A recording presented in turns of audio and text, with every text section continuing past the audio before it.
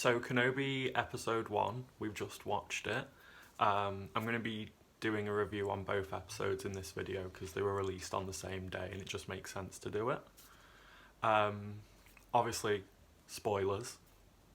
But episode 1, it opened really well. It had just flashback scenes from the first 3 Star Wars movies, which I loved. And then it opened up into scenes of Order 66 in the Jedi Temple, and we really get to have a proper look at how the 501st attack the Jedi, and there are a small group of Padawans that try to escape. Their Jedi teacher was gunned down. I kind of hope that they show how Grogu got out of the Jedi Temple in this show. I'm not too sure if they will or if they won't, but we might get to see it. I loved how the show kind of has this really dark undertone with series like Rebels and The Bad Batch. They're set before the original trilogy, and they have this really undertone darkness, which I think represents the time that they are set in and the age of the Empire, and it is it's very subtle, but it is very good. They show how far Kenobi has actually fallen after Order 66 and the loss of Anakin, because he refuses to help another Jedi. He refuses to help Bail Organa when Leia gets kidnapped, and he just seems quite, not selfish, but he is very focused on the mission that he was given by Yoda. I love that we got to see young Luke and young Leia. I think they have actually they've got Leia spot on in this. It shows the start of the little spark in her of the little rebel.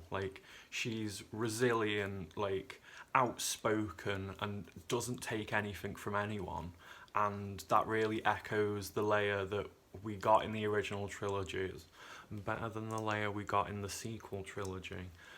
But I do like to see these foundations that they're setting up to show us how Leia became this outspoken senator and the leader of the rebellion and the general of the resistance, and it's just nice to see the stepping stones. Obviously we didn't get to see a lot of Luke in the first episode, but it's fine.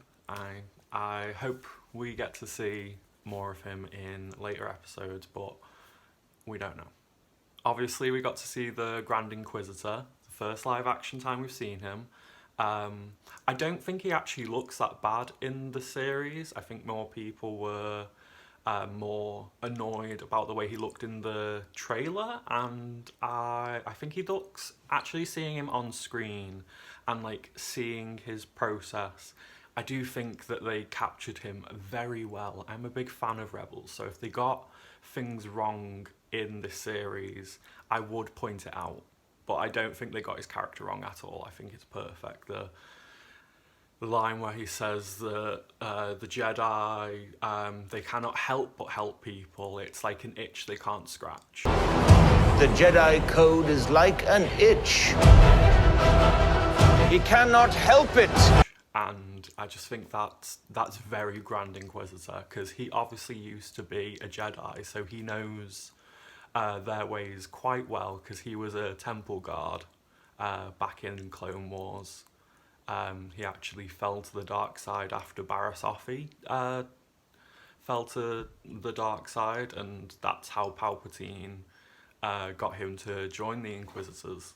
I did at one point actually think we were going to see or hear Qui-Gon when Obi-Wan has the flashback dreams.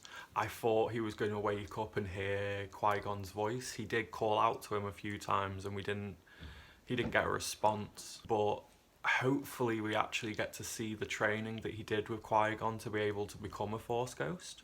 Overall, I do think it was a perfect first episode, and I can't wait to watch episode 2. I will be right back with the review on episode 2, but at the moment, the series is a 9 out of 10. They're obviously, I think that they could have,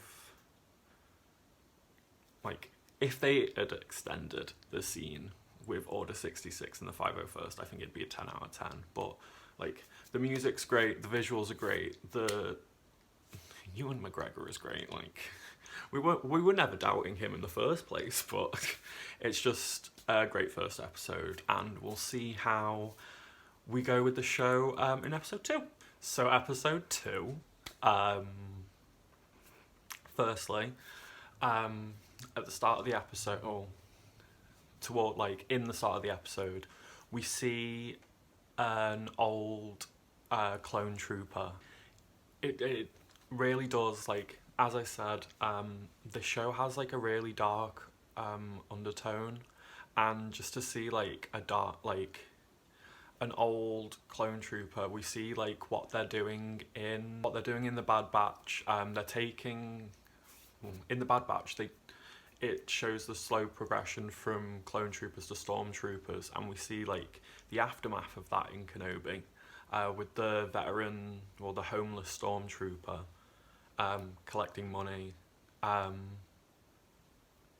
which it's a really sad scene, and it really hits home how, like, dark the Empire, like, the galaxy has become because of the Empire. Like, there is a fight scene in the show where Obi-Wan saves Leia, but you see, like, the toll that these 10 years have taken on him. He's not the Obi-Wan we see in the Clone Wars anymore. He's very much older and slower, but he's still got his wit about him. The big part of the episode, there's which is basically everything at the end. The third sister puts out a bounty on Obi-Wan, and from that point on, I was on the edge of my seat throughout the whole episode, because I felt the desperation that Obi-Wan was feeling. It's really, like, hard-hitting and gripping. I didn't actually expect the show to go as hard as it did. Strangely, the third sister knows who Darth Vader is, which only a handful of people know in the Empire. I don't think even Grand Moff Tarkin knew who Darth Vader really was. There's a storyline in the comics where a Jedi tells some stormtroopers who Anakin is, or who Darth Vader is, and he kills them all because no one's meant to know. Like, he is Darth Vader now. But the scene where the third sister tells Obi-Wan that Anakin's still alive, and the sound starts to, like, fade out, and you can hear, like, the beating in Obi-Wan's head, that, like, you just know how upset and angry it makes him that, like, everything he did on Mustafar just basically comes down to nothing. He made no impact at all. I love that Obi-Wan talks about Padme. He doesn't directly say her name, but he tells Leia that she reminds him of an old friend that's just so outspoken and stubborn, and like, Leia honestly echoes the personality of her mother, like, to a T, and it's honestly perfect. The third sister full on just stabs the Grand Inquisitor. So obviously he's going to be fine. He's in Rebels.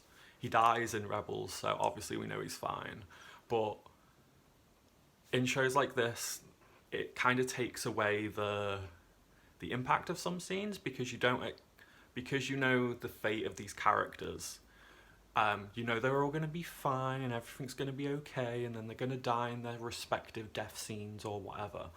But this show just went full on hard. Like, I did not expect them to, obviously, the Grand Inquisitor's not dead, but I didn't expect them to, like, try and kill him off.